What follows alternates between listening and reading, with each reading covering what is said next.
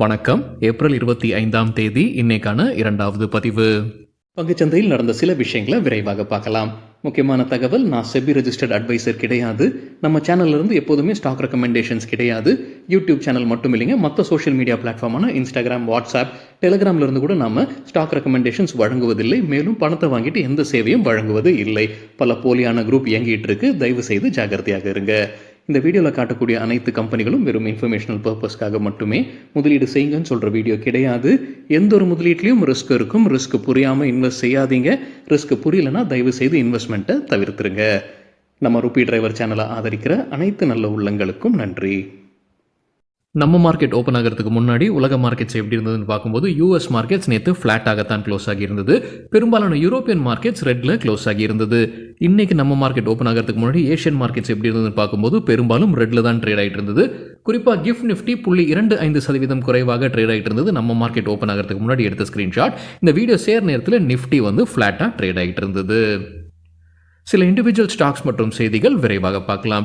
இந்தியாவுடைய ஃபுட் அத்தாரிட்டியான FSSAI, food safety and standard authority of India மீது இந்தியர்களுக்கு நம்பிக்கை இல்லை அல்லது மிக குறைவாக இருக்குன்னு ஒரு கருத்து கணிப்பு சொல்லியிருக்கிறாங்கன்னு பிஸ்னஸ் டுடேல தகவல் சொல்லியிருக்கிறாங்க.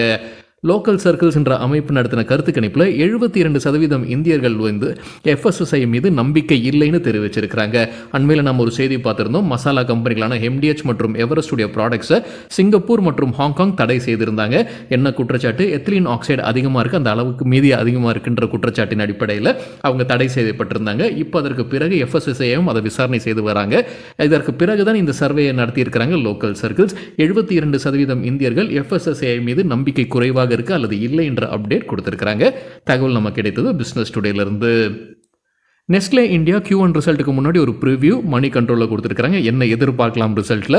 நெட் ப்ராஃபிட் எதிர்பார்ப்பது 856 கோடி ரூபாய், year on year 22%, quarter on quarter 18% அதிகரிப்பதற்கான வாய்ப்பு இருக்கு. ரெவென்யூ எதிர்பார்ப்பது 5153 கோடி ரூபாய், குவார்டர் ஆன் குவார்டர் 13% அதிகரிப்பதற்கான வாய்ப்பு இருக்கு.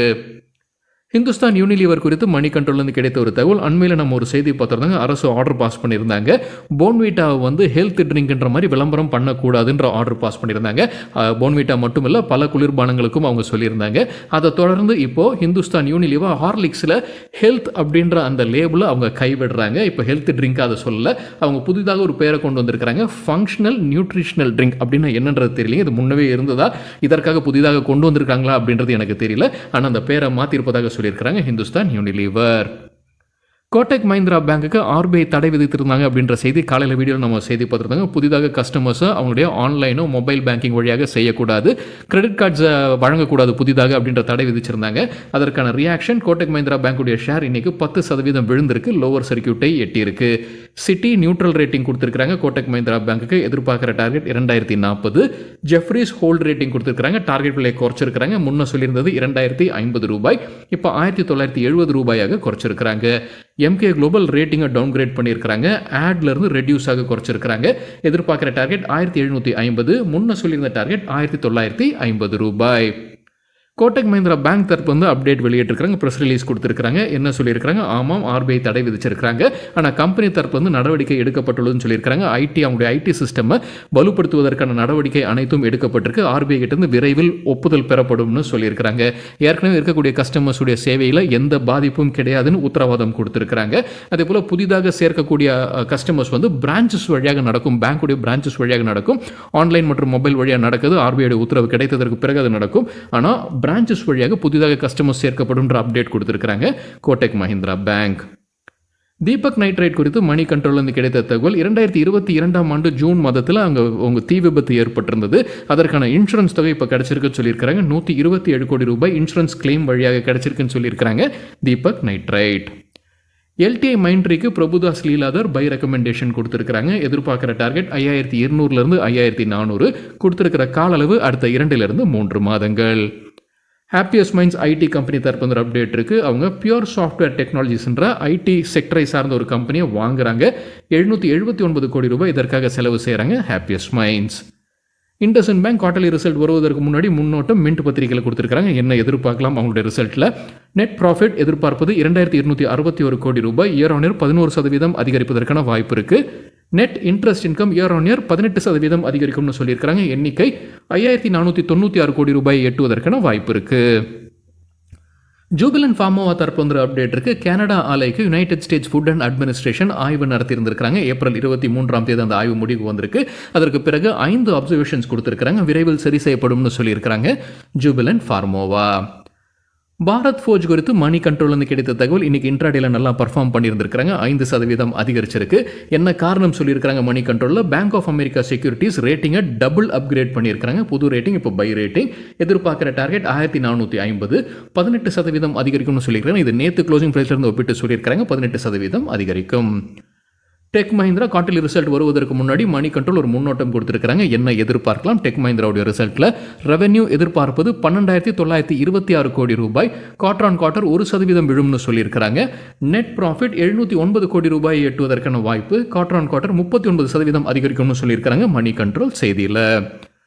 ரிலையன்ஸ் இண்டஸ்ட்ரீஸ் குறித்து பிஸ்னஸ் டுடேலேருந்து கிடைத்த தகவல், அவங்க ஜியோ சினிமாஸுடைய சப்ஸ்கிரிப்ஷன் டேட்டாவை வெளியிட்டிருக்கிறாங்க. 29 ரூபாய் மாதம், அதாவது ஒரு நாளைக்கு ₹1 அளவில் அவங்க புதிதாக கொண்டு வராங்க. இந்த பேக்கேஜில் வந்து அனைத்துமே 4K குவாலிட்டியில் வழங்கப்படும். அதாவது 29 ரூபாய்க்கு ஹாலிவுட் திரைப்படங்கள் மற்றும் தொலைக்காட்சி நிகழ்ச்சிகளை பார்க்க முடியும்னு சொல்லியிருக்கிறாங்க. ஆனால் இப்போ அவங்க ஒளிபரப்பக்கூடிய நேரடி கிரிக்கெட் மேட்சஸ் எல்லாமே இலவசமாக தொடரும்னு சொல்லியிருக்காங்க. IPL எல்லாமே இப்போ இலவசமாக வழங்கிட்டு இருக்காங்க. அது தொடரும்ன்ற அப்டேட்டும் கொடுத்துருக்காங்க. இந்த புது சப்ஸ்கிரிப்ஷன் பேக்கேஜ் வழியாக நெட்ஃப்ளிக்ஸ் மற்றும் அமேசானுக்கு ஒரு போட்டியாக இருக்கும் ரிலையன்ஸ் இண்டஸ்ட்ரீஸ் உடைய ஜியோ சினிமாஸ் சொல்லியிருக்காங்க பிசினஸ் டுடே செய்தியில். டிவிஸ் லேபரேட்டரிஸ் தரப்புல ஒரு அப்டேட் இருக்கு. ஒரு கஸ்டமர் கிட்ட இருந்து ஒரு லாங் டேர்ம் சப்ளை அக்ரிமெண்ட்ல அவங்க விரைவில் கையெழுத்திடுவதற்கான வாய்ப்பு இருக்குன்னு சொல்லியிருக்காங்க. எந்த கஸ்டமர்ன்ற பேர் அவங்க வெளியிடல. இதற்காக அவங்களுடைய உற்பத்தி திறனை விரிவாக்கம் செய்யறாங்க. 650 கோடியிலிருந்து 700 கோடி ரூபாய் இதற்காக முதலீடு செய்வதற்கு கம்பெனி முடிவு எடுத்திருக்கிறாங்க.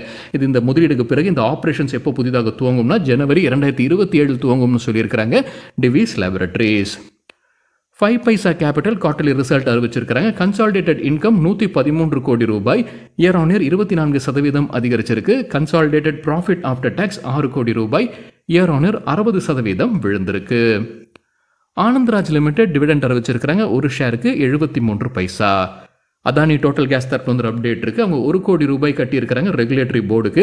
என்ன குற்றச்சாட்டு? எந்த போர்டு இது? Petroleum and natural gas regulatory போர்டுக்கு தான் கட்டியிருக்காங்க. என்ன குற்றச்சாட்டு? பைப்லைனை வந்து அவங்க போட்டிருக்கிறாங்க.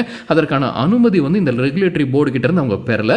SEZ சட்டத்தின் கீழே தான் அவங்க போட்டிருப்பதாக சொல்லியிருக்காங்க. ஆனால் அதில் என்ன சொல்லியிருக்காங்க? Petroleum and natural gas regulatory board கிட்ட இருந்தும் அனுமதி பெற்றிருக்க வேண்டும். அது செய்யாதனால 1 கோடி ரூபாய் கட்டியிருக்கிறாங்க Adani total gas. Agrotech foods dividend அறிவிச்சிருக்கிறாங்க. ஒரு ஷேருக்கு 3 ரூபாய். ஆரக்கிள் ஃபினான்ஷியல் சர்வீசஸ் டிவிடெண்ட் அறிவிச்சிருக்காங்க. ஒரு ஷேருக்கு 240 ரூபாய். அதற்கான ரெக்கார்ட் டேட் மே 7 ரிசல்ட்டும் அறிவிச்சிருக்காங்க. கன்சாலிடேட்டட் பேசிஸில் ரெவென்யூ 1642 கோடி ரூபாய், இயர் ஆன் இயர் 12% அதிகரிச்சிருக்கு. நெட் இன்கம் 560 கோடி ரூபாய், இயர் ஆன் இயர் 17% அதிகரிச்சிருக்கு. eastmytrip.com தரப்புல வந்து அப்டேட் இருக்குது. அவங்க அதானி டிஜிட்டல் லேப்ஸுடன் ஒரு பார்ட்னர்ஷிப்பில் வராங்க. எதற்காக? டியூட்டி ஃப்ரீ ஷாப்பிங்காகத்தான் இந்த பார்ட்னர்ஷிப்னு சொல்லியிருக்காங்க. ஈஸ்மை ட்ரிப்போடைய வெப்சைட் வழியாக இந்த டியூட்டி ஃப்ரீ ஷாப்பிங் பண்ண முடியும்னு சொல்லியிருக்காங்க. 7 பெரிய இன்டர்நேஷனல் ஏர்போர்ட்ஸுடன் அவங்க ஒரு டைப்பில் வராங்க. இந்தியாவில் இருக்கக்கூடியது அவை எவைன்றதையும் கொடுத்துருக்காங்க eastmytrip.com. PVR ஐநாக்ஸ் குறித்து மின்ட் பத்திரிகையிலிருந்து கிடைத்த ஒரு தகவல், சினிமா தியேட்டரில் ஆட்கள் குறைவாக வரதுனால கம்பெனி ஒரு புது திட்டத்தை கொண்டு வராங்க. ஆட் ஃப்ரீ மூவிஸ் அப்படின்ற பேரில் அறிமுகம் செய்கிறாங்க. என்ன செய்ய போகிறாங்க? படம் துவங்குவதற்கு முன்னாடி அவங்க 35 நிமிடத்திற்கு அட்வர்டைஸ்மெண்ட் விளம்பரங்கள் போட்டுட்டு வராங்க. அது 10 நிமிடமாக குறைப்பதற்கு கம்பெனி திட்டம் வைத்திருக்கிறாங்க. அப்படி குறைக்கிறதன் மூலமாக அவங்களுக்கு நேரம் அதிகமாக கிடைக்குது. அதில் ஒரு கூடுதலான ஷோ ஒரு நாளைக்கு போட முடியும்னு சொல்லியிருக்கிறாங்க. ஆட்கள் கூடுதலாக உள்ள வந்து அவங்களுடைய ஃபுட் அண்ட் பிவரேஜ் வருவாயும் அதிகரிக்கும்னு சொல்லியிருக்கிறாங்க மின்ட் செய்தியில். ரிசல்ட் அறிவித்த சில கம்பெனிகள் இன்றைக்கி எப்படி பர்ஃபார்ம் பண்ணியிருக்கிறாங்க? இந்துஸ்தான் யூனிலீவர் இன்ட்ராடேல 2% விழுந்தது. இது நம்ம காலையில் 11 மணி 11:30 மணி அளவில் எடுக்கப்பட்ட டேட்டா. LTI மைண்ட்ரி 3% இன்ட்ராடேல விழுந்திருக்கு. ஆக்சிஸ் பேங்க் நல்லா பர்ஃபார்ம் பண்ணியிருக்கிறாங்க, 5% அதிகரிச்சிருக்கு. AU ஸ்மால் ஃபினான்ஸ் பேங்க்கும் 2% அதிகரித்தது. டால்மியா பாரத் வீழ்ச்சியை பார்த்திருக்கு, 6% விழுந்திருக்கு. மேக்ரோடெக் டெவலப்பர்ஸ் லோதா 4% வீழ்ச்சியை பார்த்திருக்கு. ஆரக்கிள் ஃபினான்ஷியல் சர்வீசஸ் வாலட்டைலாக இருந்திருக்கு, 3% பாசிட்டிவ், பிறகு 3% நெகட்டிவ். இந்தியன் ஹோட்டல்ஸ் 5% வீழ்ச்சியை பார்த்திருக்கு.